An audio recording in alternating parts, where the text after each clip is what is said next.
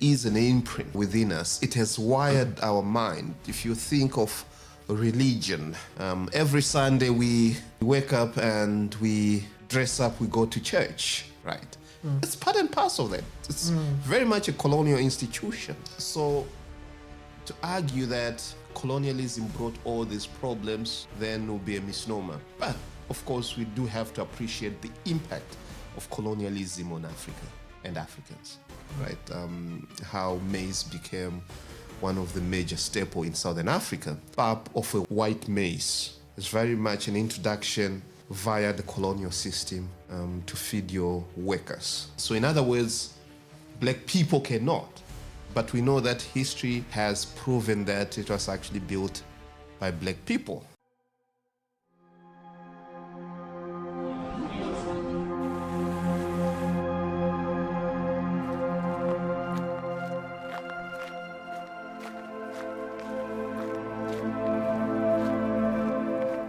Good morning, Zanzi, and welcome to the Social Justice Lab, where it may seem like it's about a lot of things, but we assure you, it's just society. We're joined in the lab today by the man, the myth, the legend, Dr. Clement Masakure. Dr. Clement is gonna tell us a lot about history. Dr. Clement, please take it over. Please tell us about your origins and how your interest in history took shape.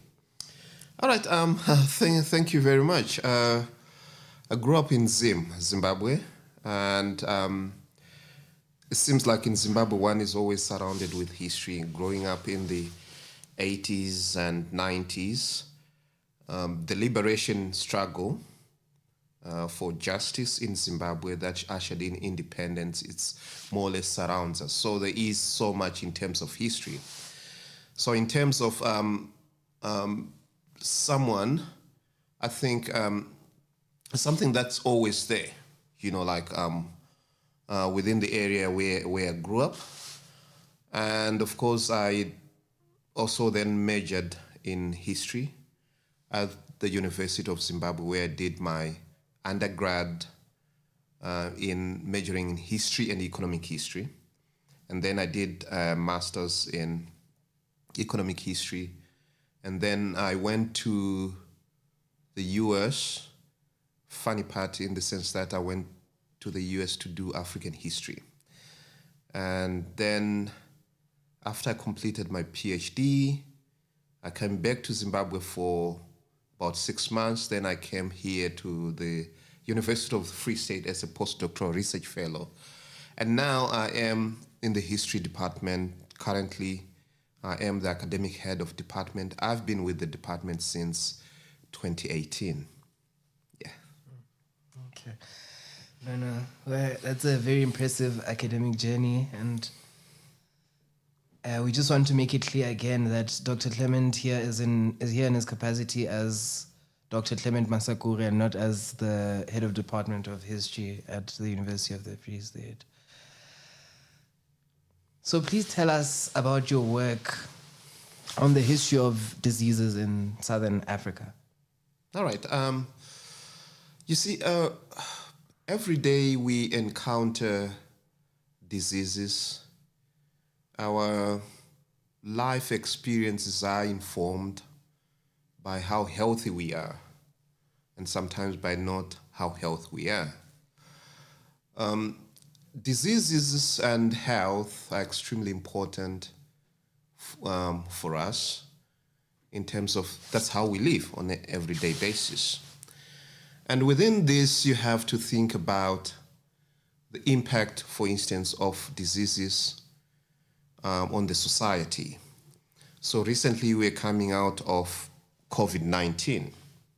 And all of a sudden, with COVID-19, people scrambled back to understand what were the past epidemics, and especially if you want to think epidemics that are past more or less like influenza, if you want to think of epidemics like that. How did society in the past actually engage such epidemics? All of a sudden, people are interested in the history of diseases.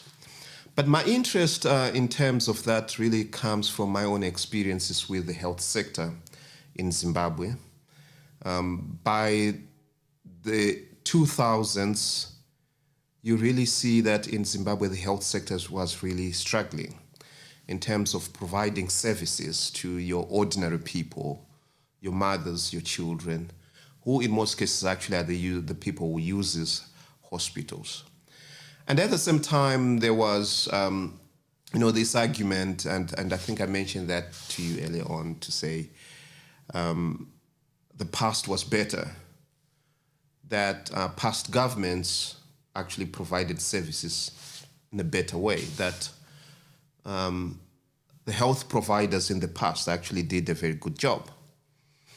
So I then wanted to understand how, for instance, your nurses, your orderlies, and in extension, medical doctors, the health workers actually, what were their experiences in the past in terms of providing such services, in making sure that, and especially Africans, that they are healthy in terms of engaging diseases?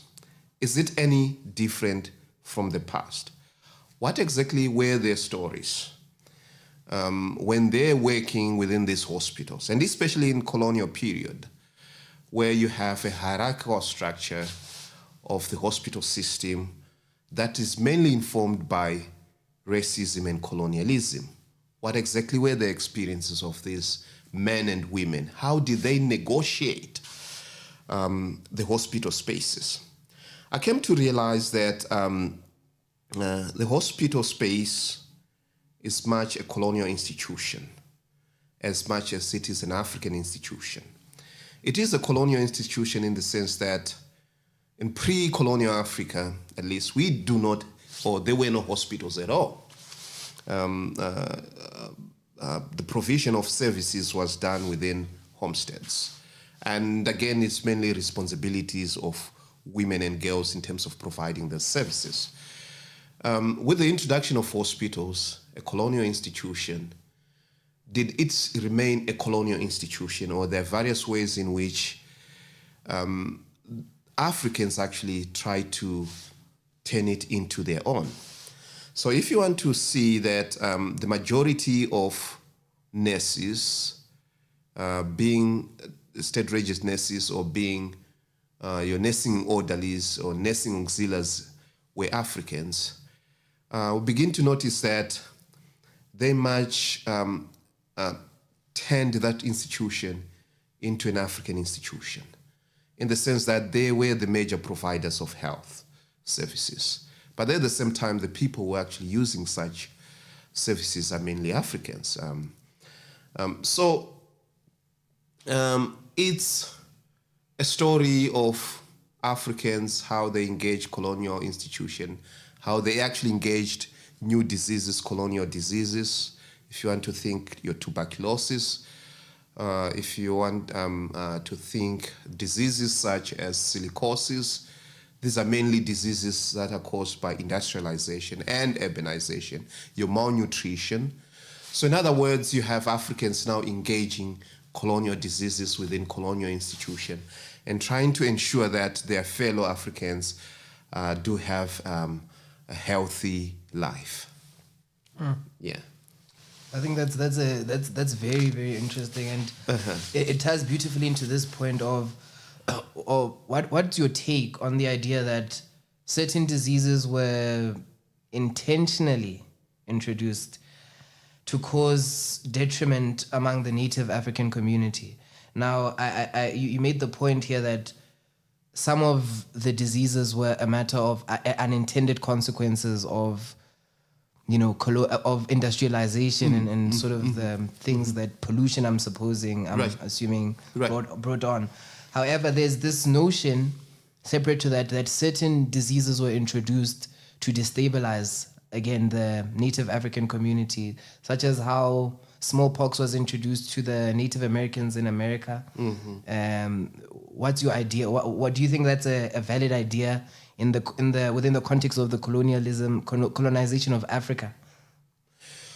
Well, at least in my understanding of colonial diseases and the transmission of diseases within colonial societies, and if you want to zero in on Southern Africa, and here, if you want to think of Southern Africa, including your Lesotho, Zimbabwe, Botswana, the archives does not mention a deliberate introduction of any diseases.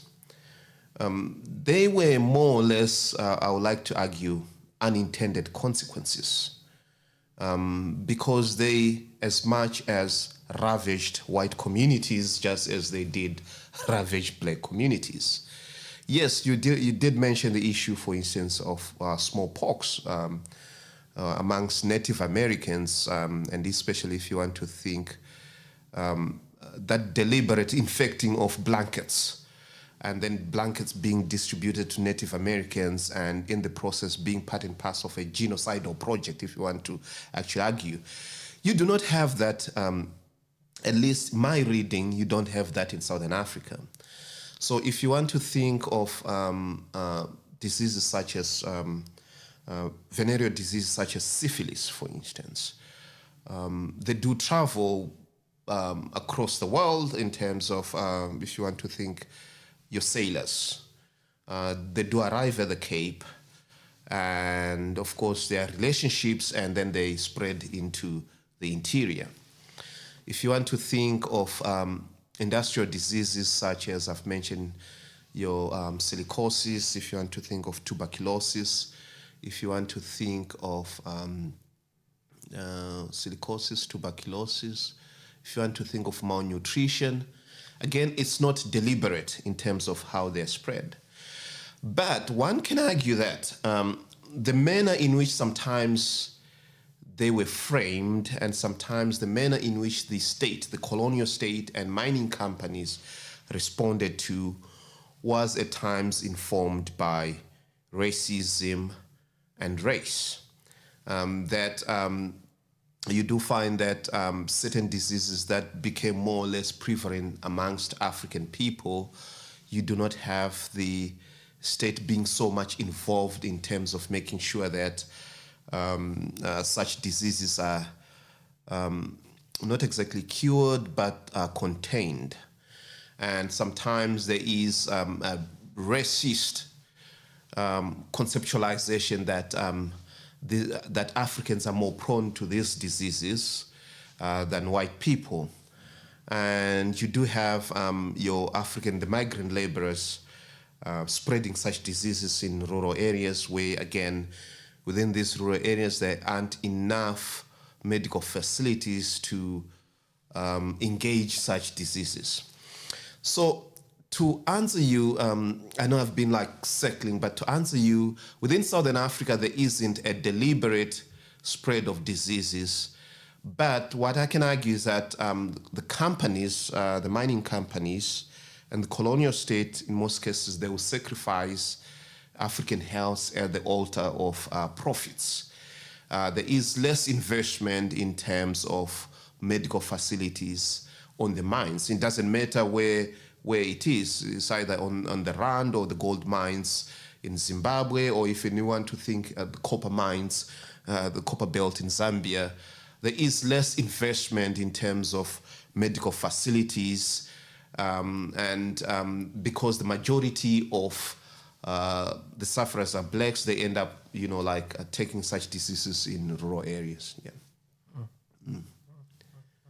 I think there's a lot to consider there in terms of, health, and I know we've discussed a lot about health during colonization and after it. Mm-hmm. I just want you to paint a picture for the audience of what Africa looked like before colonization, and that doesn't have to be limited to just health. I mean, just paint a picture of Africa before colonization. Right. Colonization does come in various phases, right? And for Southern Africa, you have to think of Jan van Riebeeck and the Dutch at the Cape, right, who kickstarted that colonization. And we have to think what was, at least in terms of the communities there before that. In the interior, depends again with the time frame. It takes longer in the interior. That, for instance, if you think of the Dutch at the Cape and then the Portuguese saying Mozambique is a colony, 1890s, it's really 200-300 years. But what I can say is, like in another society, we don't want to paint a rosy picture of Africa before colonialism. We usually say, within historians, we usually call it the Merry Africa approach, in the sense that to argue that Africa had no problems before colonialism and all these problems are a result of colonialism. It's very easy just to say colonialism then brought 1, 2, 3.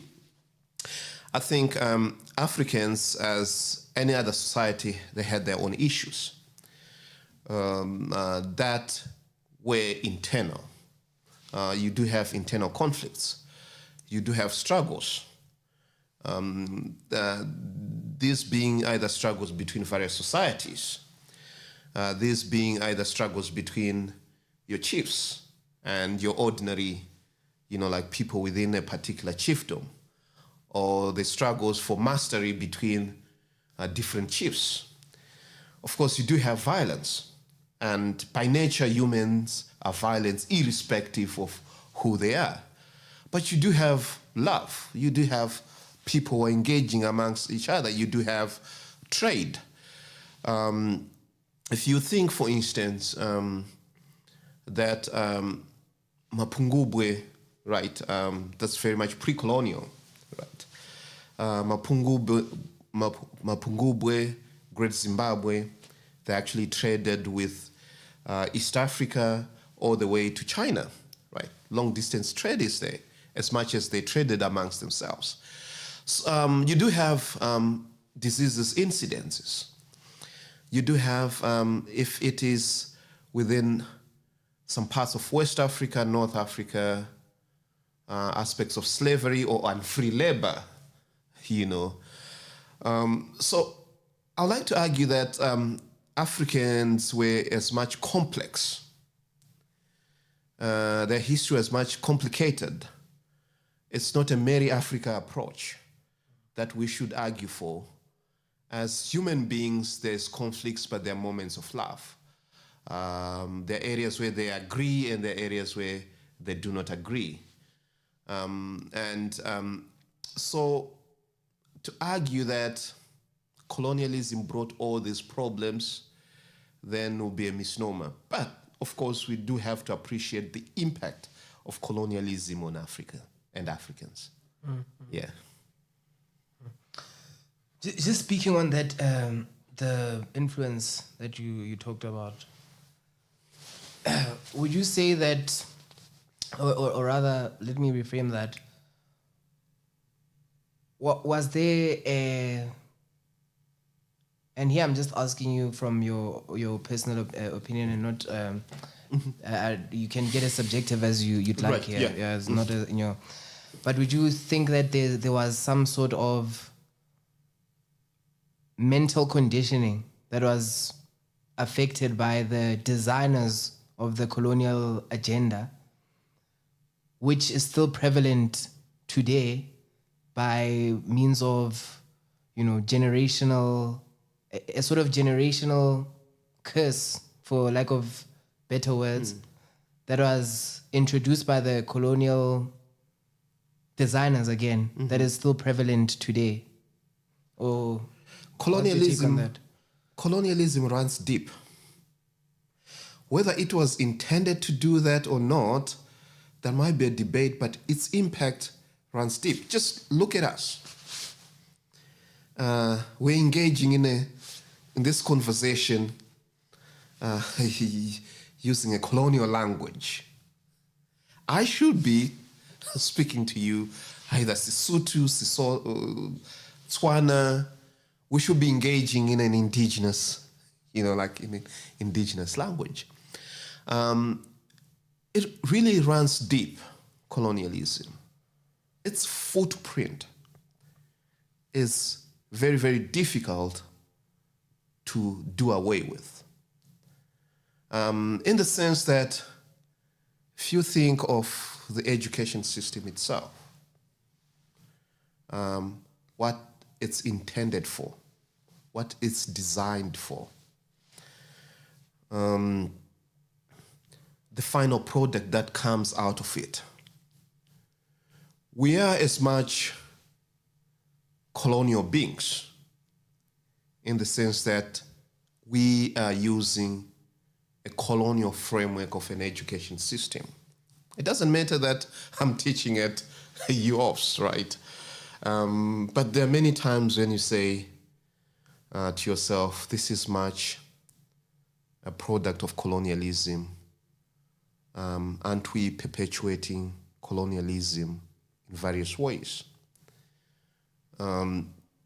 If you think of how we dress, right?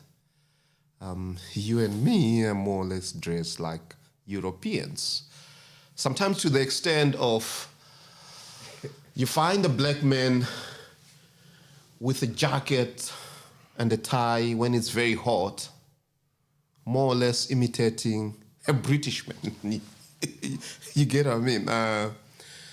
I'm really glad that you have your dreadlocks, but if you think the idea that's usually perpetuated in schools that you should wear your hair in a certain kind, right? Short hair. You know, it's very much colonial, colonial thing. Yeah. If you think about, especially where we live, right? The majority of us are still in the locations. It's only a few who have managed to make it, who have moved out of the locations, staying in the suburbs, right? Again, that's a footprint of colonialism, and here in South Africa, if you want to think of it, apartheid, and how it's still very much dominant. You haven't seen, on rare occasion, have you seen a white person moving from the suburbs to go and stay in the location? They would rather huddle amongst themselves. They don't want to mix, right? But of course, you do see. Colonialism, I would like to say, still has a huge footprint on our mindset, how we think, how we engage, the foods we eat. If you think about that rush for McDonald's, right? How many of us really enjoy eating your muhodo and pap, you know? But even if you want to think of your pap of a white maize, right? It's very much an introduction, if you think of maize, very much an introduction via the colonial system to feed your workers, right? How maize became one of the major staples in Southern Africa. Yet before that, if you ask, it's mainly sorghum and millet, right? Providing, if you want to think, the starch. So yes, I would like to think it's still very much there is an imprint within us. It has wired our mind. If you think of religion, every Sunday we wake up and we dress up, we go to church, right? It's part and parcel of that. It's very much a colonial institution. One thing I really like, at least when looking at amongst South Africans, being an outsider, I mean, like coming from Zim and seeing South Africans, I think they're very much proud of their culture. You see Zulus, Sutus, Tswanas, whoever, like trying to embrace their culture, and in the process also trying to quote unquote, decolonize themselves in various ways. Yeah. Just to speak on that a bit more. You know, I feel like what you're describing and you know, just from my own, you know, view of the how things unfolded, you know, from listening to you and everything. Right. Yeah. It seems like there was a slow sort of mental integration of colonization into our African culture that was not like a boom moment, but it sort of happened slowly and transitioned to the point where some of the ideas that we may identify as, you know, things that were African, or this is us as Africans, we're not even aware that the colonization has sort of seeped in that way, you know. So just and that happens in languages, for example, like Right. the languages that we speak, the reverence that we put on certain languages. Like you said, you made the point that we're speaking in English right now, which is a funny thing. Like I think that's a very important one, because even that slowly, that is the reverence that we put to our own languages has degraded slowly through time, and one has to wonder going forward, because like history is happening right now. I mean, this is going to be a part of history right now. Eventually, I mean, do you see the degradation of our, you know, native African systems and institutions? Do you see it going forward with the advent of globalization and everything now? You know, there's another thing of cultures coming in and everything. Where do you see our African cultures in as history progresses now, from now? Yeah. Well, I think if they do not adapt, they will die. Right? If they try to remain as if we are in 1820, right? They're going to look obsolete to the younger generation. And obviously they're going to die. There'll be like certain traditions that we no longer engage in, because at one time then we label them these obsolete or traditions that are not progressive. So our cultures, because we're now living in a globalized world, our cultures have to find a way of engaging the global at a local level.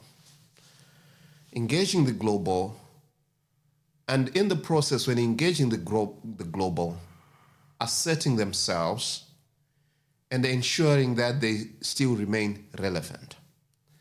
So if they're not relevant, they're going to die. If they're not important to the younger generation, they're going to die. So if they do not engage the global, if they're not assertive, if they not try to live side by side, you can't replace the global because it's an onslaught, right? But if they don't try to live side by side, then they will just die off. And the very same thing with languages. They have to engage the global. We have, as parents, have to, as much as our children speak in English, because they have to. They're now living in a global world. One day, someone might want to leave South Africa, go to New York, you need to engage, right? But at the same time, you need to understand your local language. So if you do not at home, do not speak to your child in a local language, then when they grow up, they're going to think it's not that important. And your grandchild might not even know a word of Shona, Setswana, Sutu, Pedi, whatever, because you did not do your homework. Will they die if they do not engage the global, if they're not assertive, if we as Africans do not also put our cultures on the pedestal and say it's as much important as European culture, as Chinese culture or whatever, then definitely they will die. Yeah. Being that you're a student of history, I'm sure you've observed certain cases in history. I don't know what you think of this statement, but are there certain patterns in history? Would you say there are patterns in history? Speaking to the expression of history repeats itself. Just to establish something, would you agree with that statement that there are certain patterns in history? Well, I would like to agree to a great extent it does repeat itself, but sometimes usually in a different context. Diseases do come and go, okay? So if you want to think of influenza, right, when we started talking, for instance, about my interest in diseases. So if you think of influenza, that was not the first time there was an influenza epidemic, though it was on a global scale, right?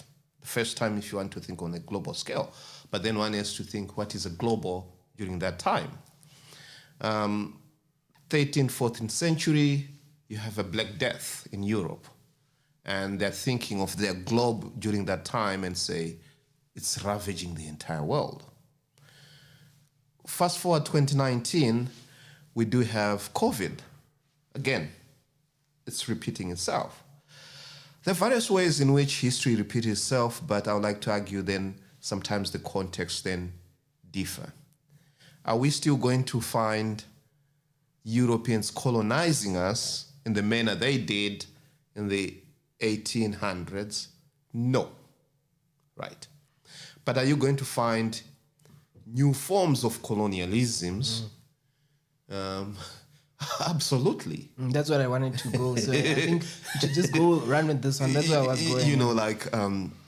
Absolutely. So if you want to think of colonialism as a relationship of dominance and subordination, so the dominance and subordination is as much different from what it was 30, 40 years ago.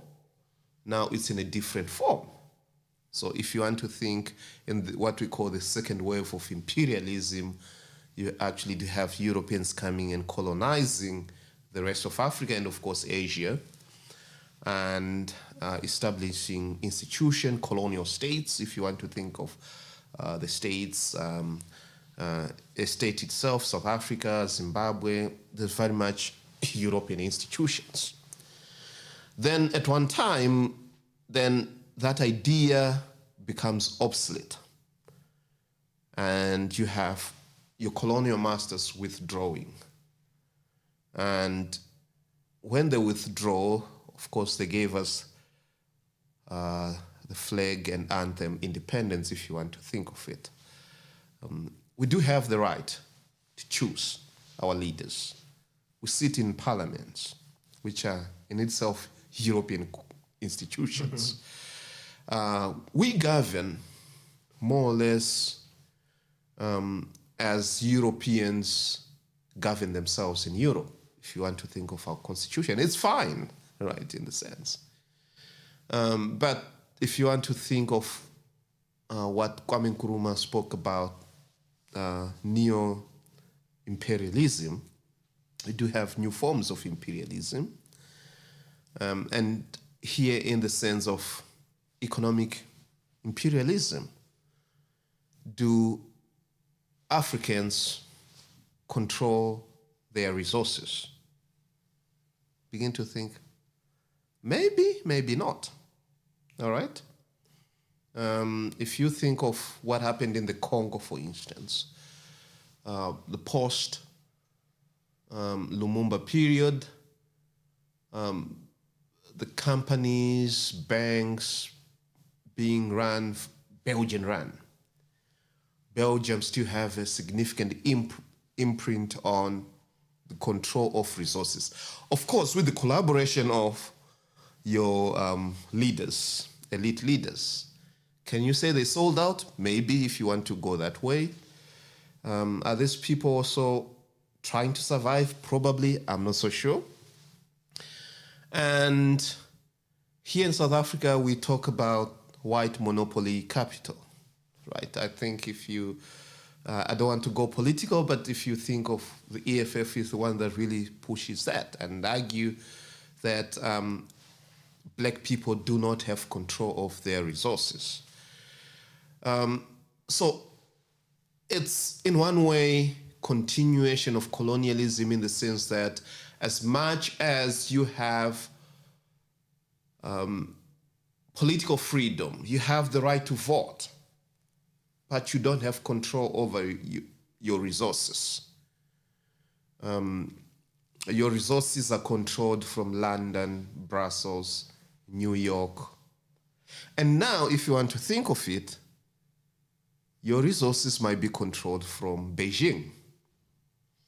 If you want to think of the presence of the Chinese and the very nature of agreements they have with your African government. So they're not coming in as colonial masters.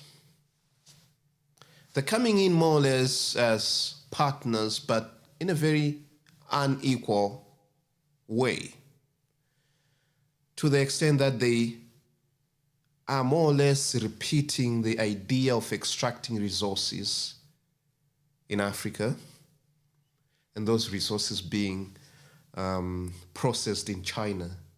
And at the same time, we buy commodities, goods made in China, if you want to think of it. So if you want to think of, just give a very good example of lithium mining in Zimbabwe. It's Chinese dominated.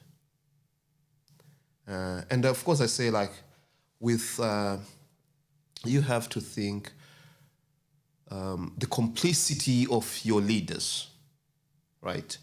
The deals they sign that do not benefit your local. So lithium mining in Zimbabwe, for instance, has more or less destroyed the environment, and you have certain locals being moved from the areas which, or from the lands they've been staying for centuries, let me put it that way, or for hundreds of years, for mining. How aren't we reproducing the very nature in which your colonial master will come and remove your grandfather so that they can actually mine for either coal, gold? So again, there's a way in which history repeats itself. The context does change, but the underlying ideas remain the same. Maximum exploitation of resources. Yeah. Well, that's a very interesting statement, right? And remember in the beginning here we talked about health. Yeah. When we were focusing on physical health mostly, and you know, with the advent of mental health and the things that we're now learning about, you know, our mental landscape and all of that. Would you say that what would you say the mental effect of colonization and apartheid have been on, well, also all of, you know, society, you know, white and black and Indian, everyone? What have the mental effects of that been? Well, that's a very difficult question to answer, but I mean, okay, of course there are, you know, varied experiences from person to person, so Right. I understand that that could be difficult in that way, but Yeah. the question that I suppose, maybe let me reframe it, mentally, you know, what would you say are some of the ideas that afflict society, you know, in general?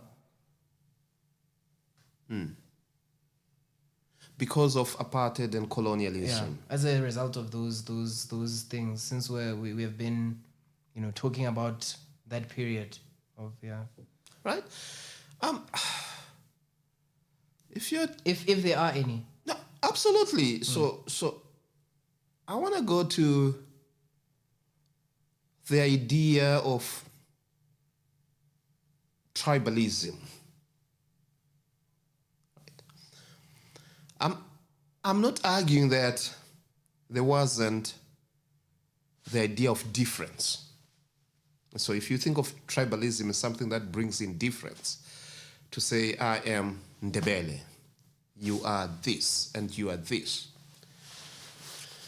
But you have to think of how, for instance, colonialism and apartheid made those differences concrete, right?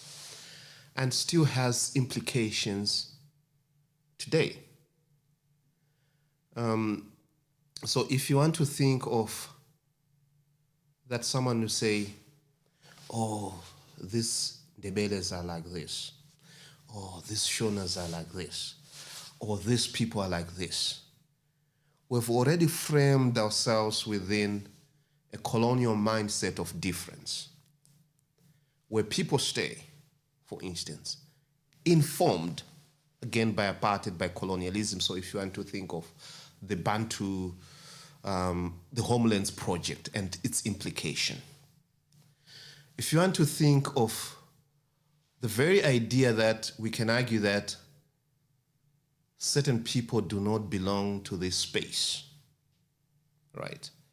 All these people are coming, all these Zulus are coming to the Free State, which is our territory, to take jobs, right? I'm just giving that an example. Again, it's framed within the impact of colonialism, apartheid, in not just introducing difference, tribalism, in terms of introducing those differences, but in terms of making them concrete, that we begin to see each other as different people, right? So like, you are Sutu, but I'm this. I'm not going to speak to you in this language because we are different. I like to think mentally, as I said earlier on, the impact runs deep. We don't see it every day, but we perform it every day. We practice it every day in terms of the impact of apartheid, of colonialism, in terms of our mental health being. I'm not so sure whether I managed to give you a very good example, but I think that was a very good example. I think that was a very good example, Dr. Clement, because I mean, with these things, I think it's a bit more metaphorical than a straight diagnosis of a person. So I think the way you expressed that was very insightful. Okay, all right. What would you say of course there's probably not an ultimate answer to this, but the most damaging misconceptions about African society, are pre-colonialism. Can you come again? The most damaging misconceptions about African society. So is this misconception about, is it Africans and their misconceptions of pre-colonial, or outsiders' misconception of pre-colonial? I think both. Both, yeah. Well, let me put it this way. So when I teach, I do teach a module on colonialism. And when I teach that module of colonialism, we want to understand why, in the first instance, Africans were colonized, right? And of course, we also look at the impact of colonialism on Africans. And Europeans have had they're not misconception, but they're kind of like excuses or justifications for colonialism. And some of these justifications are still very much lingering amongst us. The very idea that Africa was a dark continent, that it needed Europeans and of course their religion to save them, right? It need Europeans to come with the light and then shed light on Africa, and all of a sudden, then Africa is saved, right? It's a misconception that I still find it lingering on in terms of how we are not confident with ourselves, right? How we don't think that we were not backward, we were not static, we didn't need Europeans to come and save us. Like what I always tell my students, we were as Africans developing at our own pace. It's only that our pace was slightly behind Europe in terms, especially if you want to think of in terms of economic development, for instance.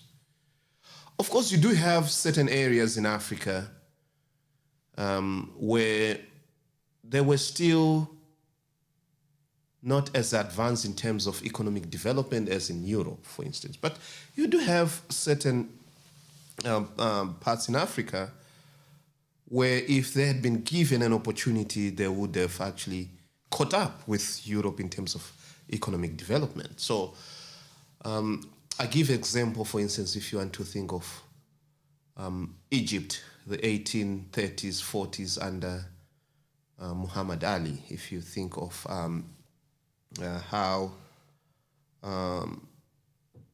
they had factories that produces, for instance, glass. Or if you want to think of the modernization of Ethiopia, right? And amongst other things, your Menelik III, your factories for munitions, right? So that there is always this misconception that we're backward, our religions are primitive, we were a dark continent, Africa was all doom and gloom, sickness and diseases was all over, we needed Europeans. I'm not saying that there wasn't sickness and diseases. They were there, but just as they were in Europe. But I'll argue that we didn't need Europeans to come and so-called rescue us, because I think we were developing on our own pace. So if you think, for example, in terms of an economic integration, by the 1880s, you do have more or less economic trade routes that were moving towards the center, integrating Africans from the east, north, and west, almost meeting in what is today your Central African Republic. But of course, this was curtailed by colonialism, in the sense that with colonialism, it creates borders. With colonialism, with borders being created, any colonial country or any colony had to trade with its mother country. So all of a sudden, your Mozambique is trading with Portugal, hardly trades with your Zimbabwe or your Malawi. The very same thing, if you want to think of your South Africa, Zimbabwe, Ghana, the major trade partners, the United Kingdom, right? And not amongst themselves. Yet in pre-colonial, you do have Africans trading amongst themselves. All of a sudden, the direction of trade looks north, or looks to the mother country rather than amongst themselves. And you find it even right today that if you look at the trade partners, probably except South Africa and Southern Africa, of course, South Africa in terms of its major trading partners are, like regional. But for the majority of countries, if you think of countries, especially in West Africa, for instance, former French West African countries, still their major trading partners are France. Their currency is still very much determined by France. So even if you think in terms of travel, right, it's easier to travel to Europe than it is to travel to Nigeria. All right. To Europe, you get a direct flight from OR or from like Cape Town Airport directly to London, Edinburgh, directly to Paris. But you don't get one that goes from OR directly to Lagos, for instance. It takes someone more time to reach West Africa from Southern Africa than it is to reach Europe. Wow, that's a shocking one. That's really No, shocking. but that's the reality, right? That's the reality. That's shocking, wow. That's the reality. So so if you're coming from Harare, right, and you want to go to Lagos, it's either you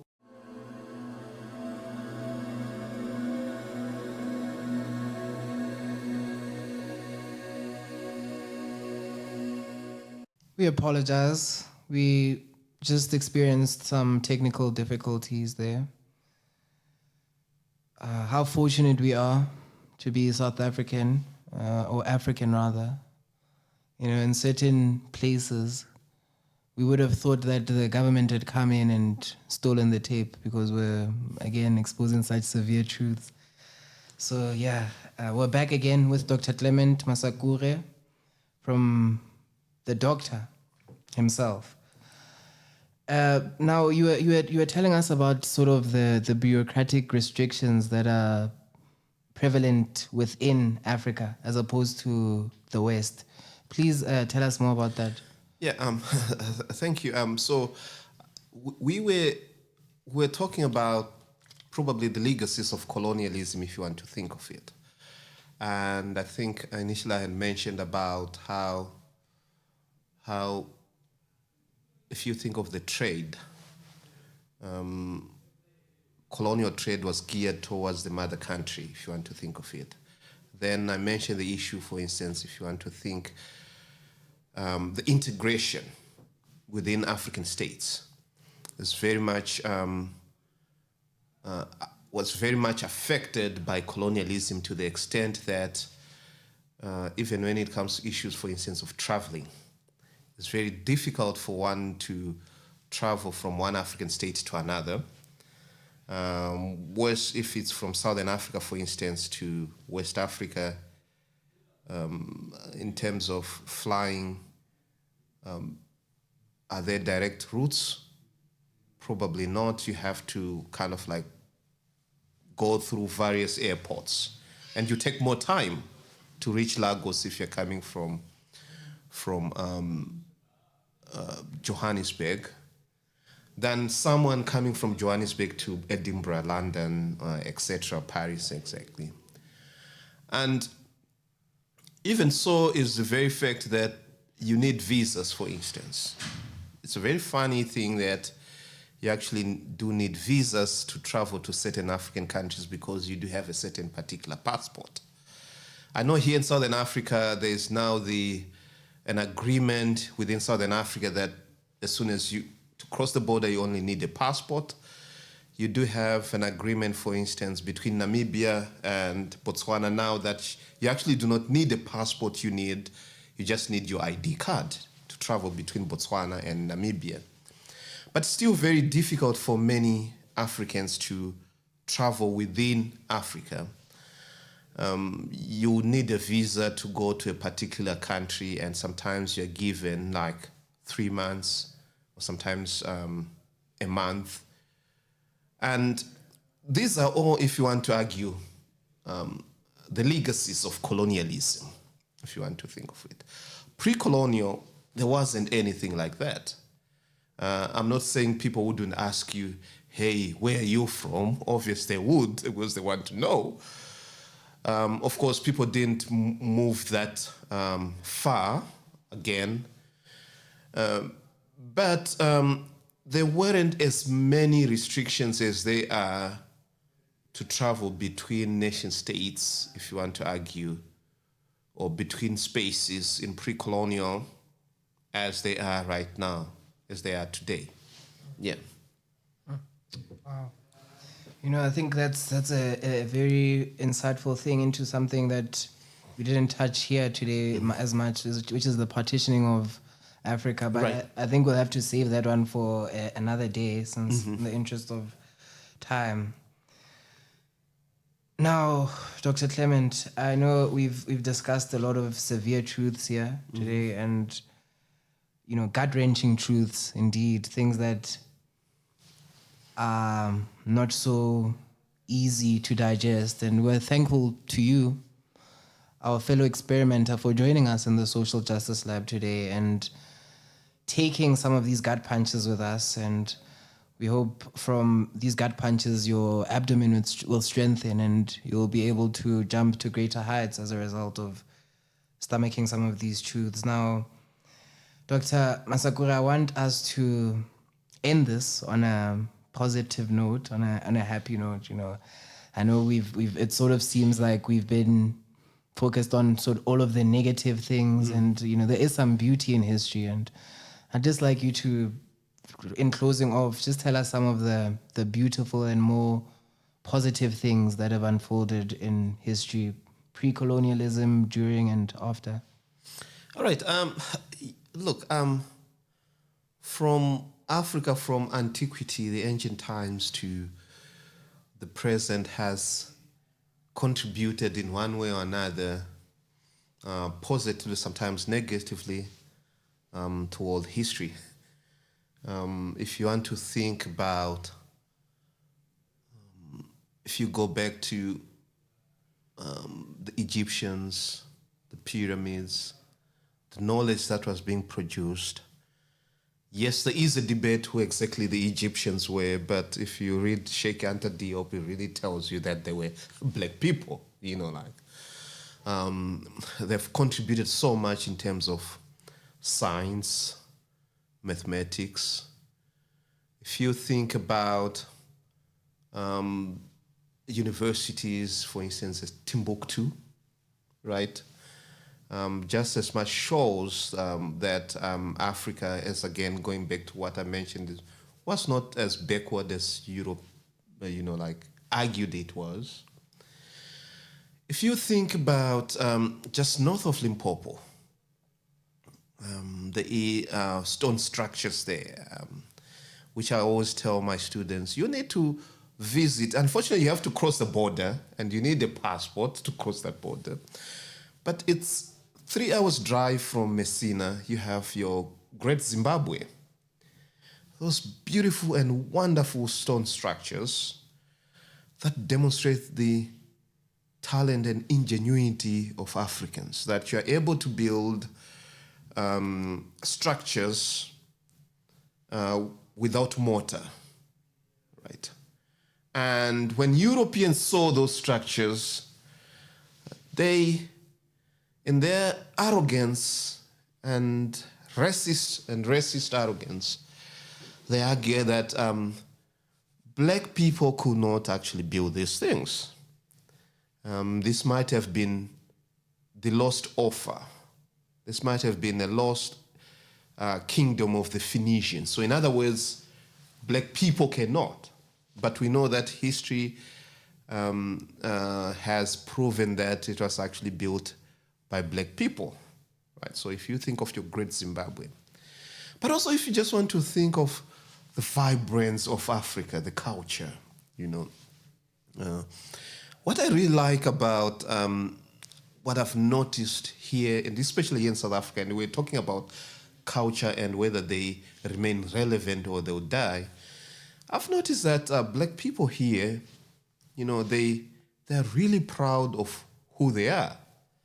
Whether they are Sotho, Zulu, they are Xhosa, they demonstrate that or they showcase that in various ways, including those beautiful dresses, if you want to think of dresses by, I'm just thinking here, the vendors, those beautiful, beautiful dresses, or if you want to think of the crosses and their heads, I'm not so sure what it's called. If you want to think of the Zulus and, those very nice, I don't know what it's called they put in the... I'm sure they'll tell us in the comments. Yeah, exactly. Yeah.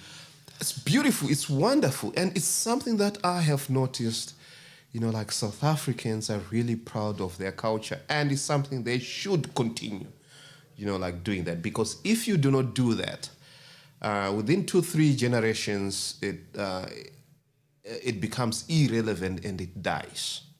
It does not continue. So it's something which I think should continue, something which I've noticed. I really love it.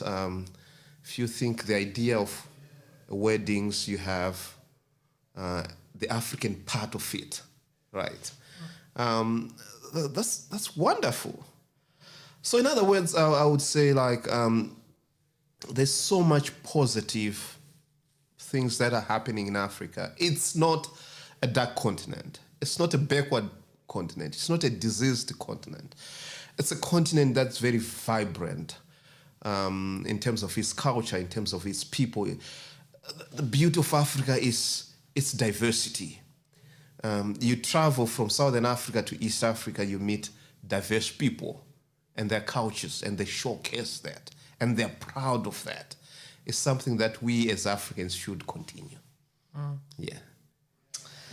Well, thank you very much for joining us today, Dr. Clement, and for that beautiful outro. That I'm sure the rest of the episode, like I said, was very gut-wrenching truths. Mm-hmm. This sort of shows us that in all struggle there's beauty, right. and that rings true for the struggles of the people in Southern Africa, in the diaspora, and whoever's here today with us, experimenting us in the social justice lab. Thank you very much for joining us, Dr. Clement. You're welcome, and looking forward to the next conversation. Yeah. All right. We'll be joined again by Dr. Clement soon. I don't want to say anything more. It's a huge surprise. We have something huge in store for you guys. And, today, it really does seem like we discussed a lot of things, a whole manner of things, but we assure you, it's just society.